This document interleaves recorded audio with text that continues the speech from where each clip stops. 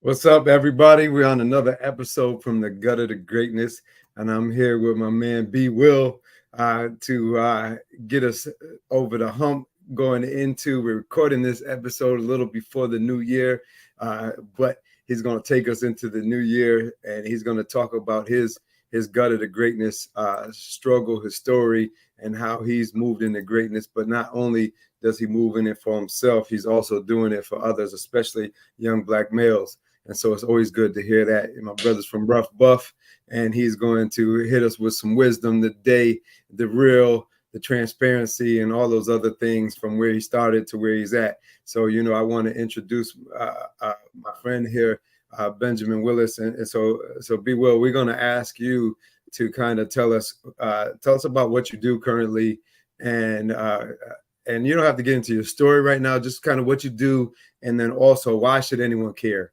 Why again, people listening, why they gonna keep listening until the end of the show? So hit us with what do you do and why should anyone care? Well, I was debating on whether I was going to answer this question or not. I was just figuring, but I am. Be Will, the Black Prophet, one to the God, easy come down now, Ronda Rasta, holla the gentleman and the scholar. Proud to be a husband and proud to be a father, sitting here building with my man, Dr. Paul Miller. I am an educator. First of all, I am the director of culturally and linguistically responsive initiatives in Buffalo Public Schools. I am the owner and president of Metamorphosis Incorporated, and anybody should care because I care.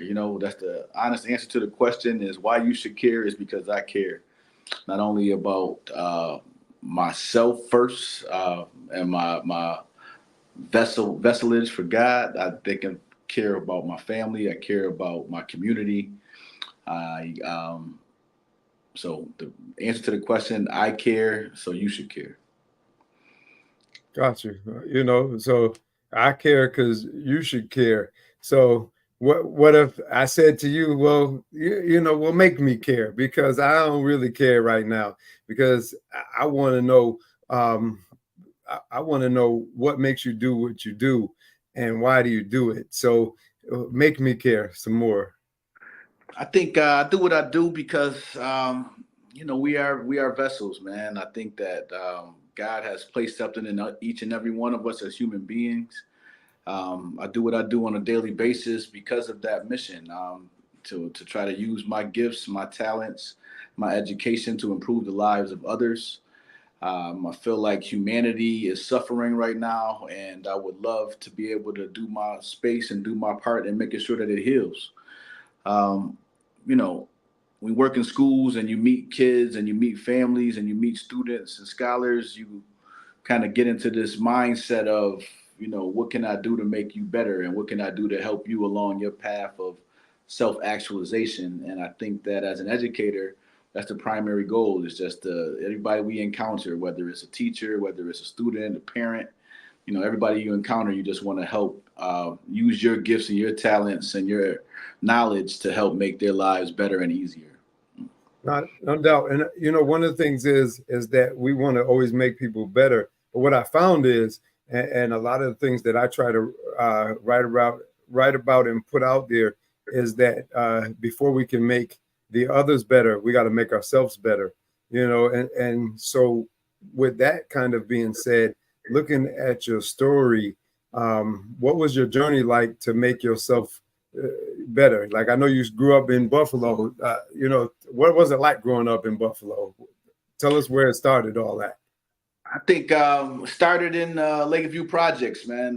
When you talk about the podcast from gutter to greatness, many people will consider that environment the gutter housing project in Buffalo, New York, Lower West Side. But I didn't ever feel like I was living in the gutter. The Lakeview Projects was a true village, was a true community. It allowed me to grow as a young child, from birth to now. And the families that were present there were an extended version of my family. You couldn't walk too far from one end of the projects. I have total and free reign of the entire environment. So, just being in that kind of environment allowed me to learn a lot. I didn't really, know I was poor until, taking your lunch application to school and start comparing, annual incomes of your parents and things of that nature. So, before that, you don't even really know that you're poor financially. But I just think that the environment that I was raised in taught me a lot. It taught me a lot about love, number one, taught me a lot about family, about commitment, and it allowed me to be who I am today. Um, and I thank the environment that I was raised up in, even though some may consider it to be the gutter.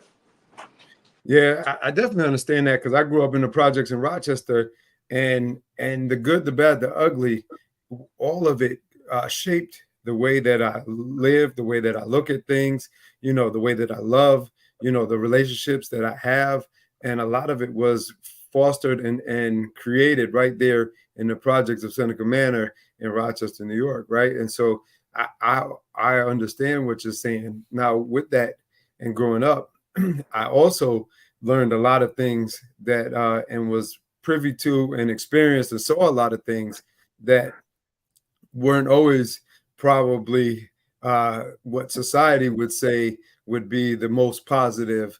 No doubt. Now, those things were also part of my education and No helped doubt. shape me. Now, I appreciate that you're choosing to take the good out of that experience and sharing that, because I think a lot of people who don't understand or aren't from, you know, neighborhoods that are impoverished and that are similar to the way that we've described, they wouldn't understand that. They hear it, they see it, and they always see the negative things that come out of it, where there's so many positive things. There's so much love that comes out of these neighborhoods because your friends become your family.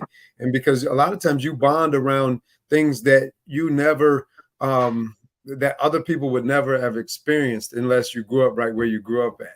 Right. And so it's just different. But on the other side of the coin, like I could walk into almost any of my friends' house, and their sisters who are a little older, their boyfriend was in the back cooking up dope, So there was those things were going on too. So what was kind of your gutter story, your gutter to greatness? And gutter, I always explain, doesn't always have to mean where you grew up at. It also means your mindset, because your gutter is your mindset. And some people are still in their gutter, even though they might live in a beautiful neighborhood. They might be in a gutter based on the way they think or look at things. And so, it's about shifting that mindset. What was your gutter to greatness story?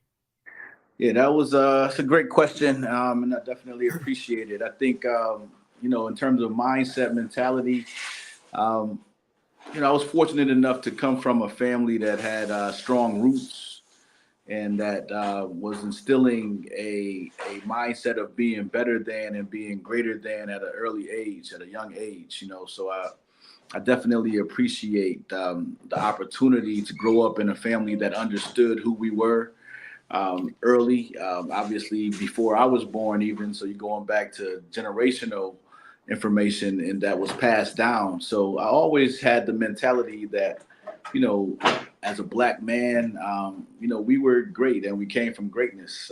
Our history was not what was always presented to us. And I was taught that at a young age. And I always appreciate the opportunity to feel good about who you are, and the opportunity to have your self-esteem established at a young age so that you have enough pride to get through each and every day. And I think that one of the things that is lacking in our community now is that bridge. Maybe your family didn't learn their history, maybe they don't know their history. But I think having a glimpse of that and knowing my history at a young age and being fortified on a regular basis, no, I would say on a daily basis, allowed me to have the strength that you need to think that you can achieve greater than your circumstance, and then B, having the perseverance and the will to be able to go out and attain it. So now, growing up where you grew up, were there any traumatic or any other events that you would categorize um, that really also help shape the way that you think or do things? Was there anything traumatic or any experiences that you went through that were rather difficult? Yeah, when you grow up in that environment, you're around it all, and you see it all. You made mention to going over your girl house and having somebody cooking dope in the back.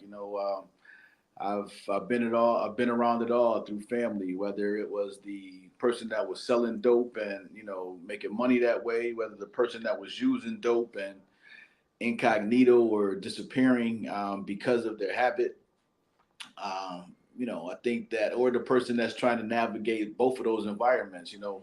Having family members that were both abusers and users of drugs versus the ones that was actually selling, and kind of being involved in that aspect. You have choices and you have decisions to make. I always thank God to be on the path that I was on, and being smart enough to avoid the traps of the ghetto, the traps of the hood. Like fast money is very attractive, particularly when you are growing up in poverty. So I was always on the path of slow money is better than no money, and your freedom, a lesson that was taught to me by my aunt. Thank God, praise her on a daily basis. My aunt Yvonne is just, freedom is the most precious gift that we have, and it's not to be taken for granted. So I never wanted to do anything that would allow me to lose that freedom. The opportunity to go to a store when I want to go out your house. Um, so I always looked at freedom, particularly when you come from a race of people that were enslaved. Freedom was never to be taken for granted. That's strong and that's deep, because at the end of the day, what I'm hearing you say is that even from an early age, that you knew that there was all these things going on around you, and that you didn't want to be of it or partake in it, and that you decided from an early age, and there was some wisdom that was imparted in you. And see, a lot of times, our brothers specifically, I'm talking to them, they don't listen to that wisdom, and so they need to touch the iron to see if it's hot. And Right. then, there's some brothers that touch it enough and don't get burnt.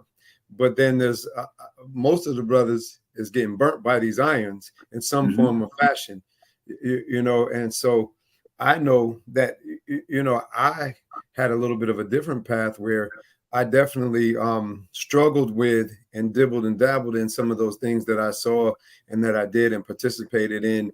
And then, but I knew that wasn't what God's plan was for me. I knew he had something different for me and something greater, and he wanted more from me. And me having this spiritual connection made it so that I was able to move away from those things and focus into the gifts and talents that God gave me and be able to pursue that. But it sounds like you were able to come in touch with that early on. So why I do you won't. think you were able to come in touch with that so early? Because it's Yeah, not, I don't think that for a lot of people. I won't act like it was all perfect and that it was all it was all gravy. I've made my mistakes. I've had decisions that I regret in life, in terms of learning lessons the hard way. I go back to my granddad, who I consider the patriarch. Is he said that you can learn lessons the easy way by having me and others tell you their experience and learn from their experience, or you could bump your head yourself, go get them stitches and learn the hard way. So, I've done some things. I wasn't, choir boy growing up. I tried to sell a little weed back when I was younger. I tried to think that was, cool, in terms of getting involved in that game. But I was arrested young, thank God. I had to go through a process of rehabilitation. ACDs is what they called it back then. But going through drug court and classes and things of that nature that just let me know that this is not how I want to spend my life. I never wanted to touch cocaine or crack, or that level of fast money was never attracted to me because it was destructive in my family. You talked about traumatic events. I've had family members that I've lost to that part of the game. And just seeing the degradation that took place within my own family, I never wanted to be a part of that. But early on, I learned that work and legal work was the best work to have, and that was the best way to earn my money. Doing other things, being shiesty, trying to be, a hustler or a street dude was just not in my path and not in my calling. And I'm glad I was able to recognize that and turn from that and go into a different direction.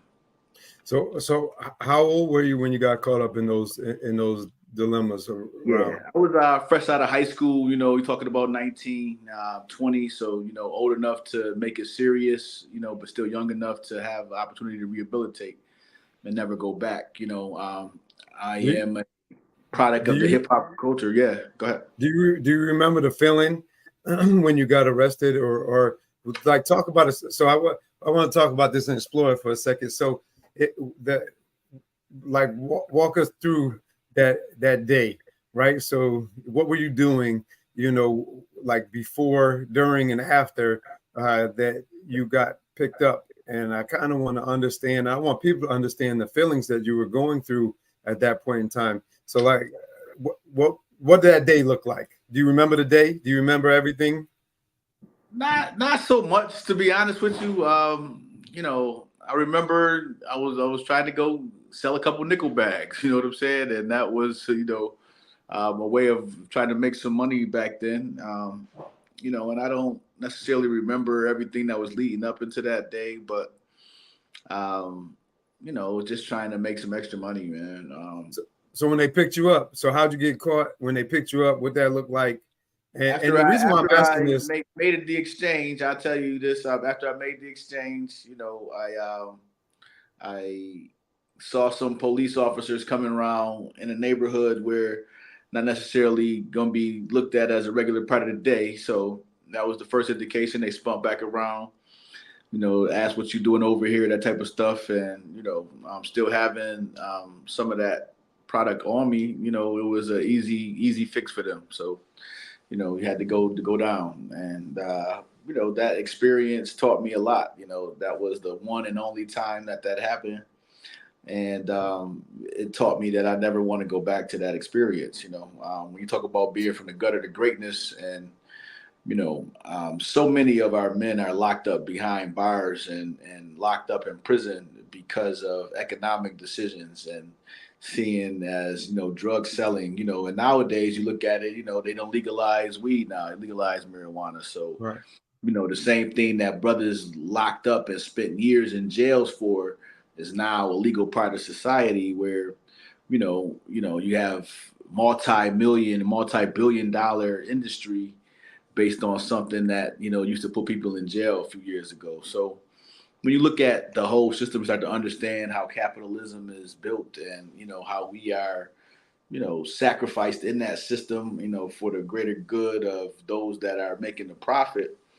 You have to make choices to avoid that. And I think that's what your podcast is geared to do. I think that's what, you're aiming at being able to express, is that learning from your mistakes and being transparent with our youth.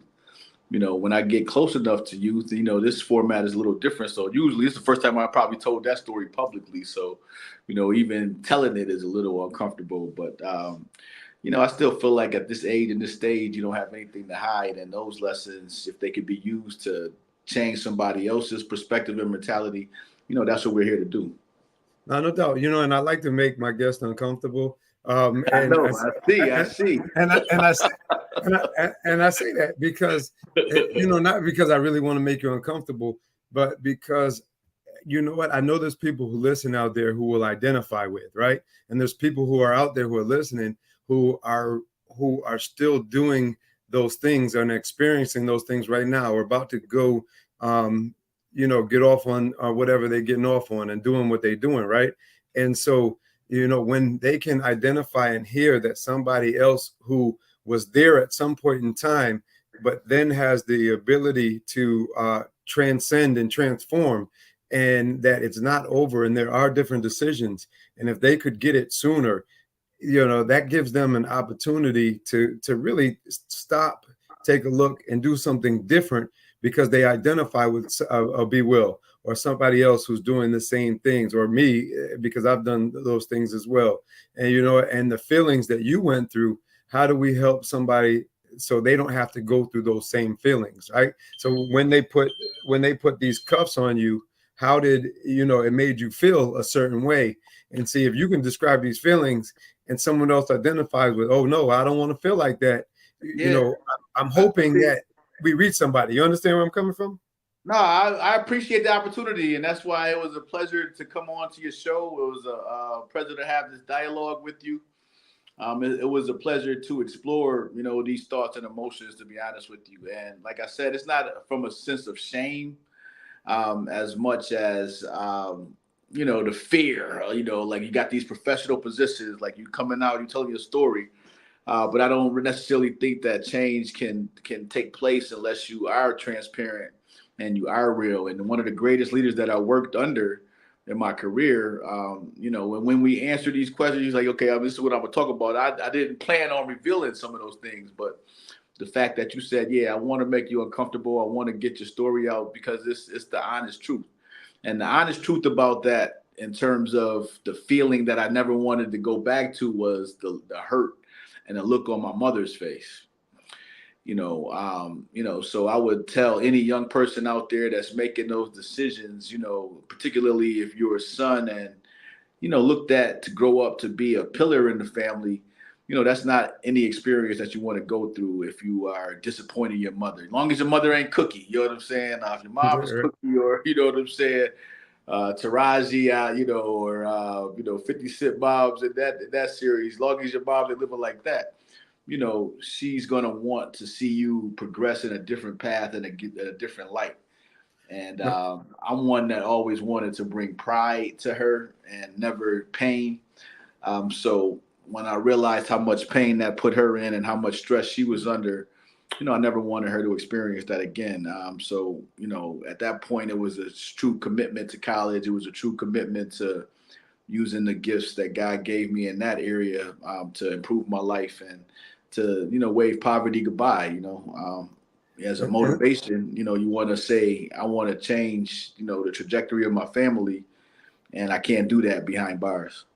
And see, that's what I needed from Be Will. That's why I was asking those questions, because, I had to have an inkling on, some of the stuff just from some of our past experiences, conversations, and the reason why I push for that is because the first answers, and, we're having all this conversation and this real talk. And the first answer was like, I'm Be Will.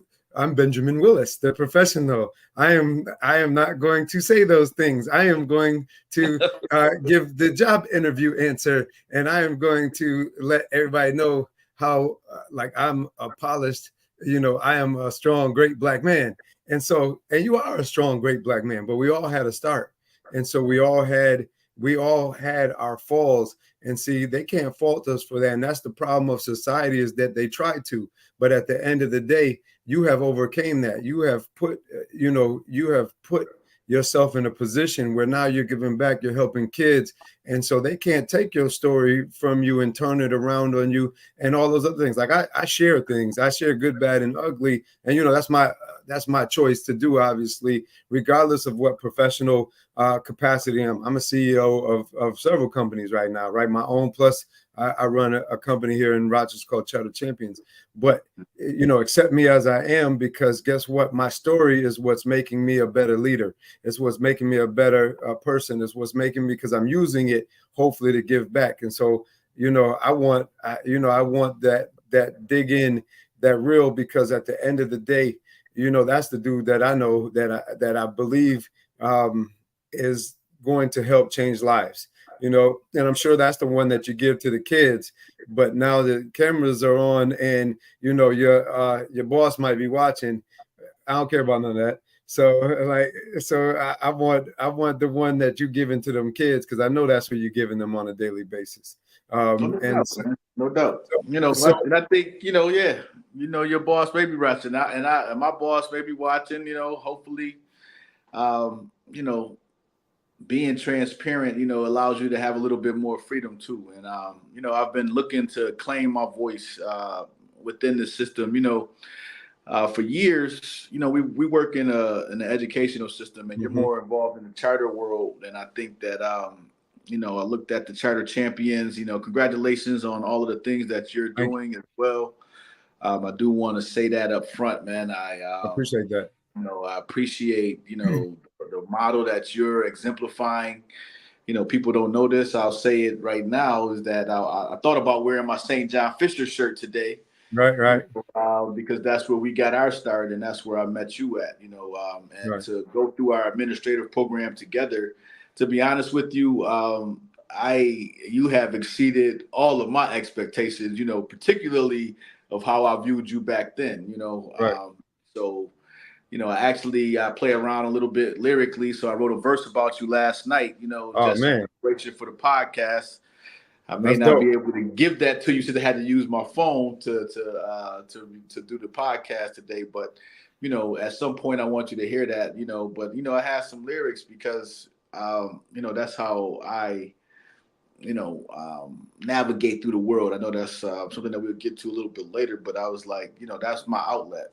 So just thinking about you and your story, I am so happy to be sitting here having this dialogue and this conversation with you today, and man, and I'm very, I'm cautious about using the word pride. I heard J. Cole, but I Right. definitely am proud of the man that you have become and the leader that you have become in our space and our sector. It's remarkable that you are at the head of our class. When I talk about, who we are in education as Black men and who was present in that cohort that we were in. So, kudos to you, man, and all No, of thank you. things that you've done and figuring it out, man, and actually, providing change and opportunity for our young people in this world. No, I appreciate that. That means a lot, and it means a lot coming from you, and it means a lot just in general, man. I appreciate that, and I think same to you, and that's why I wanted you on here because I know that you're doing all kinds of good work there in Buffalo, and and as we start to transition and talking and discussing about that work, because I want to hear more. I want people to see what that greatness and that transition look like. But one of the things that I think I want to touch on is, especially for me, I know that as a Black man, I often wasn't um, taught that it was acceptable to have certain emotions and certain feelings, right? And way that I grew up was, let's say from the environment, but also within even my household, like it wasn't acceptable to have certain emotions, certain feelings in the household. And then when I went out of it, because you don't ever want to show people weakness based on the environment where you're at, you couldn't have certain emotions either. So if somebody hurt my feelings, I couldn't say to somebody, you hurt my feelings and that made me sad, or that made me afraid, or that made me, you can't say those things. You don't have that ability. So what ends up happening is often you suppress those emotions. And for me, I would put them in a little box and try to move forward and do other things, not to have to deal with those emotions. And then it's never really affected me negatively professionally, but personally and in my personal relationships, it's affected me. And it's affected me on how I've interacted with, especially in my previous marriage, right? And how I didn't or I did act or interact with her. And so, there's things that I've had to learn or go through to start becoming in touch with those emotions and to deal with them differently. So, how have you been able to, and what have you learned about your emotions? What were you taught as a Black man about your emotions? I guess I'll start there. Yeah, I think that's an interesting question. I was taught to suppress them as well. I was taught to not show weakness. I was taught that tears were a sign of weakness, particularly for small things and things that are dealing with emotional aspects. I was never shunned for like crying at a funeral or things of that nature where we've lost somebody. That was always acceptable. But stubbing your toe and crying, not acceptable. You know what I'm saying? Somebody ripping on you or talking about you, or that aspect of hurt was to be shunned upon. Was to build a barrier to protect yourself around that. And there's good and bad, pros and cons with those barriers. learning how to not break down in the face of adversity is a tool that we all need and we all have to have in this world to get through. I don't care what you say, you know what I'm saying? And whatever job that you have, if somebody hurts your feelings and you just break down and cry and run away in that moment, it's not gonna be a good result. So you have to be able to at least compartmentalize, and maybe store it for later and then let it go and release it at a more appropriate time. So that's a skill that we need as human beings to get along in our society, right? But to look at crying and look at as emotion or being hurt as a form of weakness is detrimental, I think, and we have to be able to acknowledge that hurt and be able to acknowledge that pain. And I think the good thing about this generation is, we are more in touch with emotion in this generation. We are more cognizant of the fact that, you can't just bury certain things. You can't just, bury certain feelings that you have because it comes out. Me, it came out in violence. You know what I'm saying? So if I wasn't a comedic, I wasn't funny, if somebody was ripping on me, I'm gonna punch you in your face. You know what I'm saying? Like, if you hurt my feelings saying something, about me, how I was dressed, how I was looking at something like that, the likelihood of you, getting beat down was more, more of an expression of that emotion. And you see a lot of our kids in nowadays, even in today's schools, they exhibit that lashing out and that, a violent nature, just based on not being able to handle the situation in another way, and that's the only way that you may know sometimes, or just that anger, is the only emotion that you can access so that you deal with it in an angry response. And I think that one of the best things that we can do, and one of the best things that I've done, and fortunately enough, I was a counselor, a school counselor. Right. So my educational training and my program took me through a process of learning who I was, learning what my triggers were, learning, what I was sad about, learning what I had to heal from in my past about, and on a path to self-actualization, just to be able to help somebody else in those particular situations. Because if I still reacted the same, I wouldn't be able to help somebody else figure out a better way to deal with their emotions in any particular situation, whether it's, whatever you're dealing with, whether it's grief related, whether it's, just, that in school situation where you're feeling excluded or, feeling bullied by somebody, whatever is triggering the emotion is not as important as, what are my skills and how do I learn to deal with those emotions? Right. So the next question is, what were your triggers? So what you said, you learned how to identify those triggers. What were those triggers? And then the second part of that is going to be, how did you start to heal and deal with them differently? Because I think because there's going to be somebody out there that has similar triggers. And what skills did you develop that helped you deal with and heal, and what did that look like? So what were the triggers at first? So if I wanted to set you off or set you up, or because I heard you say again, so your thing wasn't necessarily the way that your outlet or your vice became, I'm going to physically dominate you. And see, one of the things, I'm going to back up for a second, and I talk to kids about this all the time, is that especially for our young Black men, we are all often very physically strong, but mentally weak. And so when I say that, it was designed purposefully through, when we go back to when people were trying to make a slave, and then it becomes embedded and ingrained through DNA in that process and the systemic wrongs. And we have to break that curse and that cycle. And so part of what ends up happening is in a lot of situations, not all, because we're not monolithic, right? But what happens is, the mother raises the daughter and loves her son. And so when she loves her daughter and raises her son, the son gets protected and shielded, because the goal was to make him physically strong and mentally weak so he didn't get beaten, sold, or killed, right?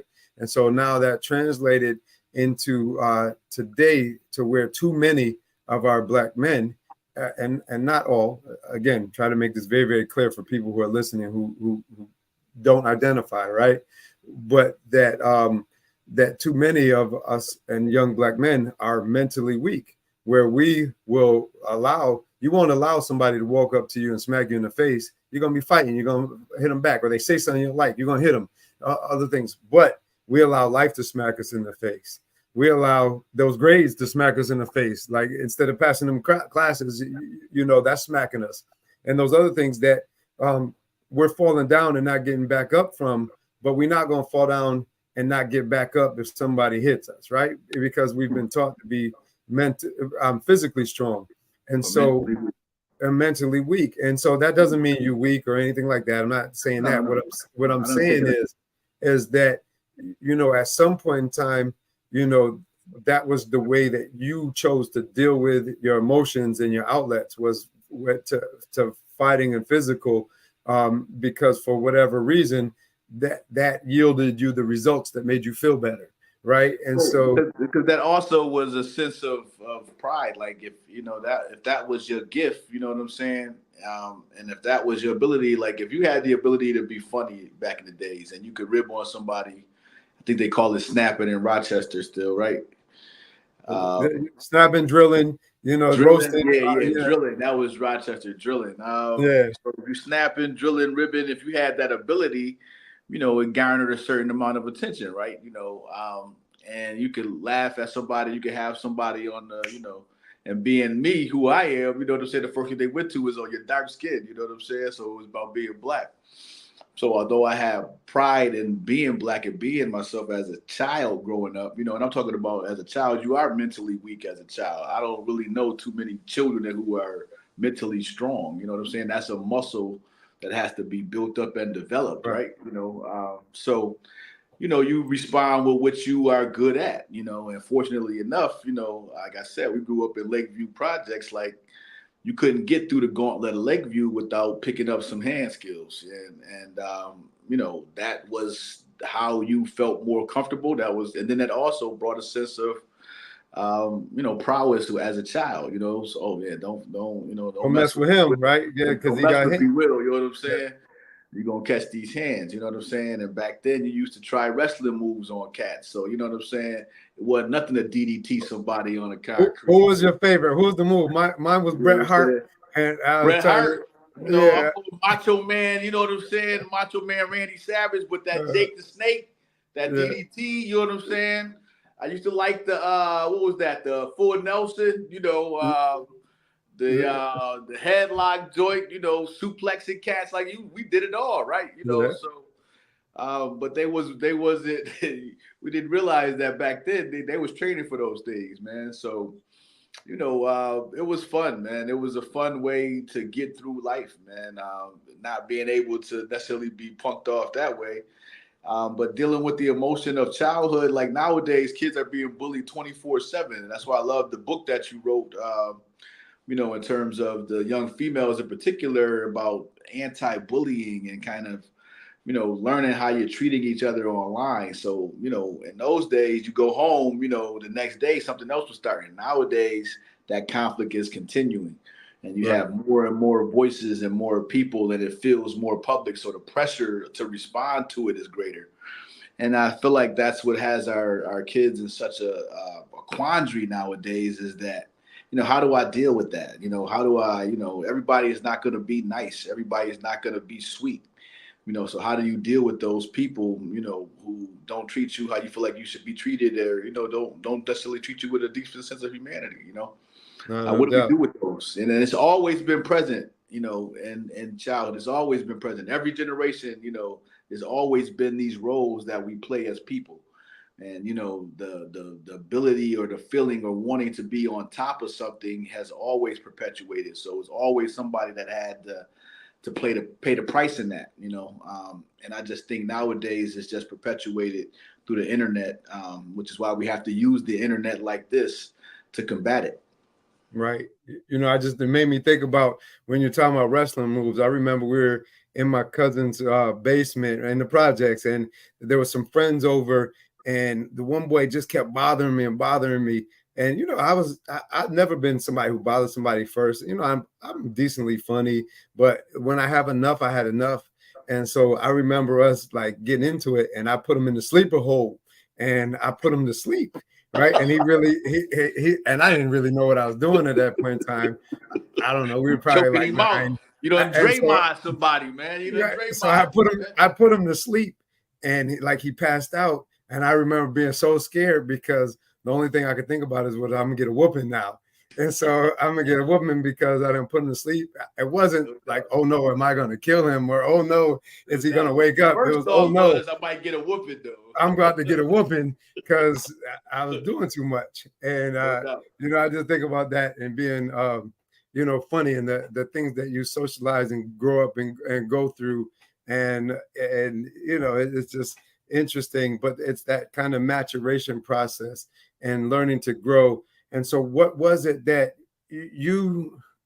so what were those triggers? Like, what were those triggers? And Yeah, I then what think did you the need to do trigger to was heal? like the degradation. I think or you so black, you mark absent from night school. You know what I'm saying? Like Yeah. those were the triggers initially. I think So anything that clothes had to do with, wise, yeah, yeah, poverty. like You got 4 outfits, doing, or you just wore those pants on. You know what I'm saying? Tuesday, why you wearing them again on Friday? Or you don't got no gear, or your kicks is busted, or you know what I'm saying? Like that level of frustration that's generated from a upbringing of poverty is what I think was the first trigger. Outside of that, it was just the regular stuff. Looking at my girlfriend, you know what I'm saying, or you stepped on my sneakers if I did have something fresh. Like towards high school, like you started earning your own money. I had a paper route at age 14. You know what I'm saying? out So of 12. well, I actually at 11, I would say Yeah. paper route, but my first job was at 14, the summer youth. So I had a paper route at 11. I actually won paper carrier of the year in Okay. Buffalo at age 12, which is why I'm a Syracuse fan to this day because they sent you to the Carrier Dome. Oh, So okay. when you start to hear about your story, that no one can take from you, those are the pieces that made me who I am today. And I think like knowing how those triggers, like those things you learn about, even the term trigger is something that you learn at a later age and a later stage. For me, that was the counseling program. That was the master's in school counseling at University of Buffalo. And this is where you start to feel appreciative of your education because, learning those things about myself allowed me to see those things in the youth that I'm working with. And it allows for those connections to take place. So you can say logically, like, listen, I've walked away from a fight. Now, as an adult, it's very easy to walk away from a fight, walk away Right. from a conflict. You know what I'm saying? Hold your tongue. All of the things that you try to teach young people to do, but they don't just automatically learn that. It's something that you have to teach and instill and reinforce. And when they don't do it the first time, reinforce. And when they don't do it the second time, reinforce. And the eighth time, you're still trying to figure out a different way to get that lesson instilled. And the thing about raising children and raising our kids and why the village is so important is that it's not one voice that's going to get a child there. You know what I'm saying? And you just hope the people that are around them every day have a similar value to yourself, because if they don't, now they're being influenced by something else. Right. And then you have to de-teach and reteach that. So my family did a lot of that when we came home from school. So Christopher Columbus and all of that other stuff, you know what I'm saying? There was a lot of de-teaching going on once we got back from school, or the background lesson, my dad used to call them. Yeah, let me tell you the background lesson, so it was about being Right. sat down. And although we were being taught this meritocracy in school, there was a counter education that was taking place behind the scenes. And, I think that counter education, that's like you were saying, with street smarts may come into play. That counter education is probably more necessary or more important than the formal education that we receive. Right. And I agree with you. I think, unfortunately, a lot of our kids don't have somebody giving them that counter education, or a lot of our young men don't have that counter education. And when they get it, they're not used to it. So they're not always willing to receive it. And so that's part of even why we're doing what we do here, is to hopefully Great get point, man. messages out there that provide some of that counter education, that we reframe somebody's thoughts, and we're able to have them programmed with something new or different, and to think about or look at something different from people who have been there, done that, and be able to hopefully transform and transcend their thoughts. And so that's why, what did some of your healing process look like? And when I say healing, like learning how to deal with things and deal with them differently by growing into the man that you are today. Yeah, that's a great question. I'm gonna look at a couple of the things that my favorite class. I would say this: going through a counseling program. So in a counseling program, you're learning how to counsel others. So grief counseling was a course at UB that was probably taught by one of the best professors that I've had at that particular institution. Um, it really opened up the door to emotion for me. And I had gone through so much in terms of losing people at a young age. And, I haven't mentioned that, but my dad died when I was 14 years old. You know what I'm saying? So having that piece of the puzzle, that drastic piece of the puzzle of your life gone at such an early age, and although he wasn't with my mom, he was still an active part of my regular life. It hurts. Yeah. So it was hurt. It was hurtful. I've lost a aunt that that was very close to me at a very young age. So death was prevalent early.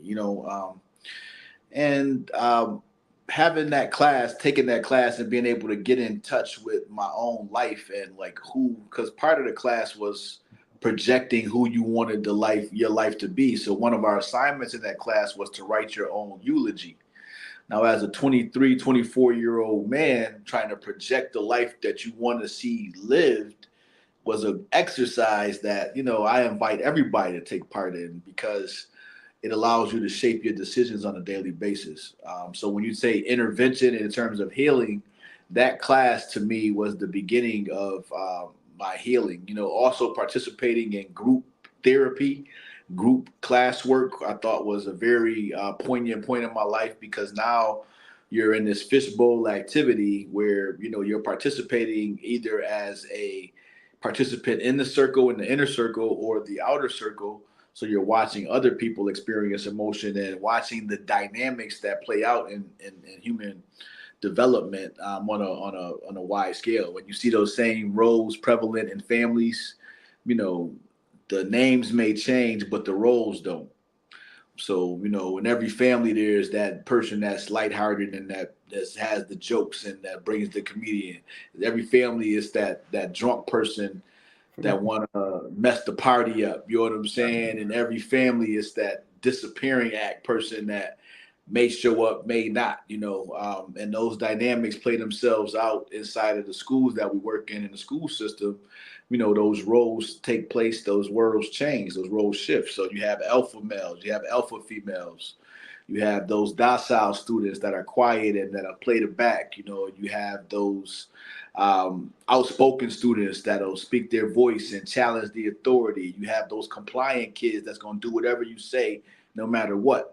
So you see these roles and you see those dynamics start to play out, not only in your family life, but you can see it in the educational life too. Because just to be honest, like schools become families. You spend as much time with them in the waking hours as you do at home or more. Right. So the people that you're around, it's important to be able to get to know who they are and know who they are, know what their triggers are too, and then also know what calms them and what brings them peace. Because as an administrator in particular, that's the key to being successful or failing. What I definitely, I think one of the strengths in what you just said is a lot about where you started to transition, and when you took that class, is that your emotions in there were starting to come to terms with them, understand them, and accept them. But it also helped you see B. Will as the whole person, so you could figure out who you were, so you could figure out who you wanted to be. And so one of my big things is I like in my recent book, We Need to Do Better 2.0. One of the there's a teacher's guide. So there's about 6 lessons that are designed for teachers that are fully scripted out for teachers to teach these lessons to their students and teach these lessons in a way that's going to help them kind of reach and self-actualize some of these things, But one of my biggest challenges is getting the teachers to do it for themselves, and also being okay and comfortable teaching this material to kids. And so one of my missions is I'm trying to teach teachers how to do it. And so like I'm doing workshop series and things like that. All that to say that one of the biggest pieces in the starting grounds is having them understand their own struggles, and then trying to figure out who they are. So who they are, who were you, who are you, and who do you want to be? And so kind of coming to their own identity so that they can move forward. And I think I heard that's what you said, that class helped you do that. So Yeah. and that's for me, it's a big piece of a starting block and a starting point. And I'll add to that too, and I'll say that I think that you're 100% correct, and I love that you're doing that work with our educators, because that's probably the most important work, the most important piece in my experience of our work.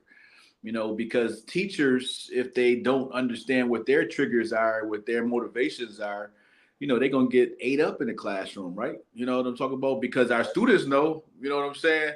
And our students will figure those things out extremely quick. So even as a teacher, for me, getting my stripes in Rochester at Frederick Douglass Preparatory School, shout out to Douglas. I don't even want to say Dirty Douglas, Dirty but Douglas, yeah, it's always been Dirty Douglas. I don't want to use that terminology as a former employee of the place, but I love my experience there as a teacher, because you had students that was going to test you, and if you don't have thick skin, to get back to some of the things that you were talking about earlier in terms of emotion, like we have to be able to have thick skin to be able to be successful in life, and that it takes time to develop that. So every little thing can't set you off, and then to know what set you off, and then to be able to stay calm in those moments with growth. Like for me, like I hated to go into a classroom and recognize a racist teacher, or a classroom environment that that wasn't productive or suitable for me. You know what I'm saying? It's something that you can feel and internalize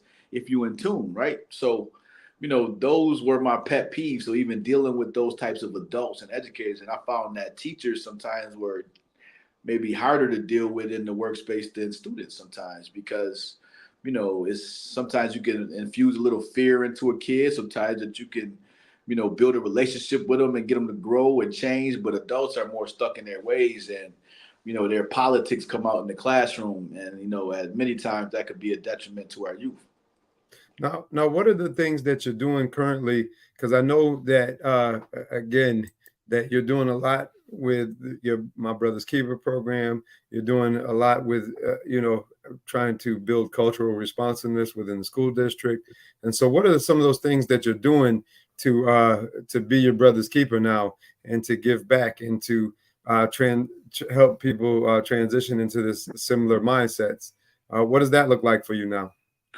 Well, I'm fortunate enough to work under one of the best educators that in the country, and I don't say that. People say, oh, your employee that you brown nose or things of that nature. But I've always been taught to give props where props are due, and No doubt. I'm fortunate enough to work in this department in an office where I say to everybody, I work with 9 alpha females. I'm the only male in my department, but the work that we are doing and the work that we push out is second to none. My boss is one of the premier educators in the country. She won. Is it Tanja? Is Tanja? Yes. She's our superintendent, so she's our ultimate boss. But I was Right. more talking to my direct boss, Dr. Fatima Morel, is one of the premier educators in the country, and she's built this department and this office up from ground zero. And it's a pleasure to do the work that we do, man. What It's is it so that y'all do? well. We implement the emancipation curriculum throughout the district, in Buffalo Public Schools. So we do a lot of trainings around that. We have guardians of equity in every school, so designed to kind of give kids, the curriculum that's more connecting, that's able to, push them further than where they currently are and where our current curriculum does. our district is majority minority students. The majority of that minority is African American students. So, you focus a lot about African American history, principles of Kwanzaa, things of that nature infused in our lessons.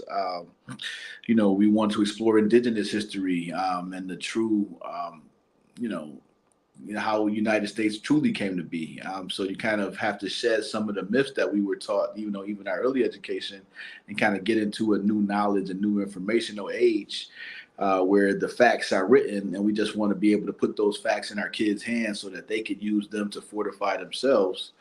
And that's a big part of the work that we do. We also have, 7 different youth programs, 8 now, youth programs across the city that are geared to give kids, high leverage experiences. So things that outside of the classroom that they wouldn't normally get, lessons outside of the classroom that they wouldn't normally get, just to allow them to become more in touch with themselves, more in touch with the community and the environment, and really represent a revolution within the educational system without, changing the entire structure and uprooting it, which could be another part of the solution. But you're just taking those bits and chunks, pieces every day, you're just working towards a greater good so that we could achieve better results with our students. Now, if there were 3 things that you could give somebody to start duplicating their shift to greatness, the things that helped you shift from where you were at to someone who was angry, who at times decided physical violence was the only way to deal with things, to someone now who is, one of the leaders in a school district, who is creating programs, implementing them, working with kids on a daily basis to help them shift to their greatness. What would those 3 things be in about 60 seconds or less? Real quick, the most important thing I would say is to have a spiritual foundation. I'm not one to make judgment upon religion, but I would say choose one, that you could hang your anchor on, whether that's Christianity, whether that's Islam, Judaism, Muslim, Islamic religion, like whatever your foundation is, I would say just have a religious foundation and a spiritual foundation, just so that you're able to, really have a higher power to answer to. As human beings, we cannot just depend on ourselves or each other. I think that you really have to have a extra level of accountability to be the best person that you can be, and just to be in tune with how we interact and how we exist on this earth. Number 2, I would say get in touch with yourself. Learn who you are. Learn your gifts, learn your talents, develop them. Learn your weaknesses. What are you weak at that you need to be better at? Learn your strengths and weaknesses, learn your gifts, and then set your plans and your goals for yourself and know what you want to accomplish and get out of life. I think that gives you daily energy and daily motivation to be the best that you can be. And then number 3, I would say identify your support system. We cannot get through this alone. People say pull yourself up by your bootstraps. I wouldn't be where I am if it wasn't for my family and my support system. My mother, having a mother that loved me and encouraged me on a daily basis. My aunts, my uncles, my grandparents, my friends, man, listen, choosing that right friend network, that inner circle is important too, man, because I heard a motivational speaker say this, saying if not around 9, 10 people, you're bound to be the 10th broke. Not around 9 broke people, you're bound to be the 10th one. So, choosing your inner circle, man, not being around people that make you do things that in your heart and your intuition, like, oh, I really shouldn't be doing this. Like, this ain't good. Like, avoiding those people, man, because, if they power hungry and manipulating you to do things that in your heart, is not right, and you just want to try to be inclusive, I would say, have a support system that doesn't do that for you, that encourages you and gives you energy on the other side, and trying to build you up. My inner circle right now is some of the most accomplished, men that I know, and I'm proud to say that they are my friends. My groomsmen that stood up for me in my wedding, those are the people that I love and that I trust, and I can call and talk to if I'm really stressed out about something. I can call my man and say, yo, man, I need $500, man. I'm in a pinch right now. You know what I'm saying? having those pillars around you, make the difference in life sometimes. And, nobody can get through life by themselves. So identify your support system, have a strong spiritual foundation, get in touch with who you are, what you want out of life are probably the three things that I would say are most important. No doubt. As we close out today, I want to thank my man, B. Will. Hey, I'll be honest with y'all. I was like, when we first started talking, I was like, oh no, B. Will about to give me all these political professional answers.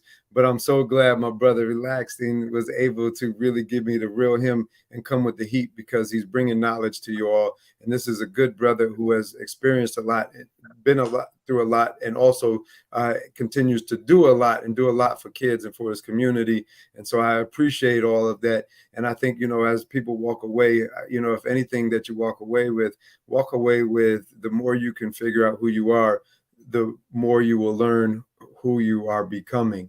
And once you learn who you are and who you're becoming, you then can put a plan in place to get there. And so if you want to fight to get there, that's what you should be fighting. And when you're fighting, fight for yourself and fight for your way to get there. But it starts with you figuring out who you are. So until next time, I appreciate everybody for listening. This has been another episode from the Gutter to Greatness.